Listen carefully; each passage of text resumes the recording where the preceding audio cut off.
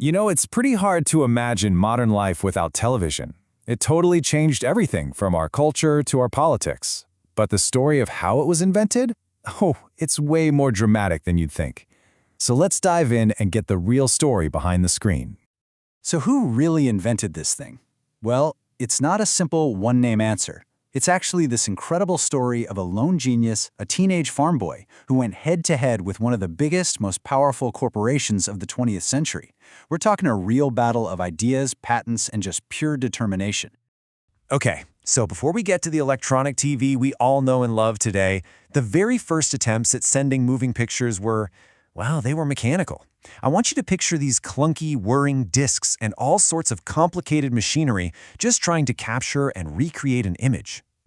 Now, a key player in this early chapter was a Scottish inventor named John Logie Baird. Back in 1926, he gave the world's first ever public demonstration of television. And yeah, the images were super fuzzy, really crude, but he proved something absolutely revolutionary. You could send a moving picture through the air, and that just captured everyone's imagination. So the secret sauce at the heart of Baird's system was this fascinating gadget from the 1880s called the Nipkow disc. Basically, it's a spinning disc with a bunch of holes punched into it in a spiral. As this thing rotates, it scans an image line by line, turning the light it sees into an electrical signal. Kind of wild, right? So how did this whole contraption come together? It was this really complex dance of spinning parts. You had light being scanned, then converted into a signal, then sent to a receiver where a little lamp flickered, and then another spinning disc, perfectly synchronized, would try to put the image back together. It was brilliant for its time, but man, was it limited. There just had to be a better way. And that sets the stage for the next great leap forward.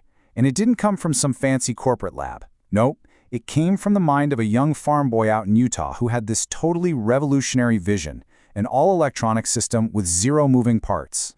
This right here is the eureka moment. At just 14 years old, a kid named Philo T. Farnsworth is out plowing a field, and he's looking at the neat back-and-forth rows he's making, and he thinks, wait a minute, what if you could scan an image the same way? Not with a spinning disc, but with a beam of electrons. That simple analogy right there was the seed for electronic television. And this kid, he moved incredibly fast. The idea he literally sketched out for his high school science teacher in 1921 turned into a funded lab by 1926. And just 1 year later, his invention, the image dissector camera tube, successfully transmitted its very first image. It was just a single straight line, but that one line was going to change the world forever. You can just imagine the scene, right? On September 7th, 1927, his team sees that line appear on the receiver in another room. After a moment of just stunned silence, Farnsworth says, "There you are, electronic television." He knew in that exact moment what he'd done. But Farnsworth wasn't alone. Having a success that big puts you on the map. And in his case, it put him on a collision course with the most powerful communications company in the world, the Radio Corporation of America, RCA. And this sets up a classic David versus Goliath showdown. On one side, you've got Philo Farnsworth, the independent prodigy with his working image dissector. And on the other side, you've got the corporate behemoth, RCA, led by the powerhouse David Sarnoff and their own inventor, Vladimir Zworykin, with a device they called the iconoscope. A really pivotal moment happened in 1930. Zworykin himself, RCA's guy, actually visited Farnsworth's lab. Now at this point, Farnsworth's system was up and running, while Zworykin's was not.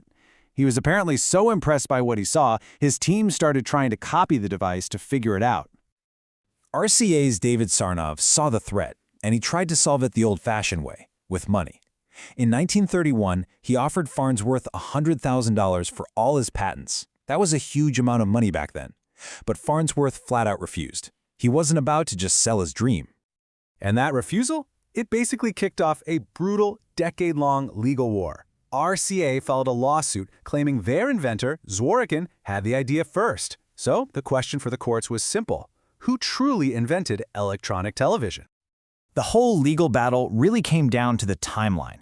See, RCA argued that Zworykin's 1923 patent came first, but Farnsworth had proof his idea was conceived even earlier. And here's the kicker. Zworykin couldn't show a working model before 1931, while Farnsworth had demonstrated his back in 1927. So in 1934, the Patent Office made its call. Priority was awarded to Farnsworth. But the real smoking gun, the thing that won the case, was just incredible. It came down to the testimony of Farnsworth's old high school science teacher, a man named Justin Tolman. He had kept a drawing that the 14-year-old Farnsworth had sketched for him on the blackboard way back in 1922. That simple drawing proved Farnsworth's concept predated everything RCA had. It won him the whole case. So, Farnsworth won in court? That should be the end of the story, right? Well, winning in the courtroom isn't always the same as winning in the marketplace. The final act of this story reveals a much more complicated, kind of bittersweet victory. Which leads to the big question. A simple question with a very messy answer. So, who really won? Legally, it was Farnsworth, no doubt. But in the grand scheme of things, the story is nowhere near that clear-cut. Let's break it down. Farnsworth absolutely won the patent war. He secured the legal right to be called the inventor. But RCA, with its massive resources and manufacturing power, they ended up dominating the market. So, while Farnsworth's tech was the foundation, it was RCA's version of the camera tube, the iconoscope, that became the industry standard for broadcasting. After fighting for more than 10 years, RCA finally had to face facts. In 1939, they signed the first ever royalty agreement in the industry, paying Farnsworth's company $1 million to license his patents. That was the key that finally allowed them to start selling electronic TVs to the public. So, in the end, we're left with this kind of dual legacy. Philo Farnsworth, the lone inventor, is rightfully called the father of television. He won the legal and the moral battle. But it was the corporate might of RCA that built the industry and put a television in nearly every single home.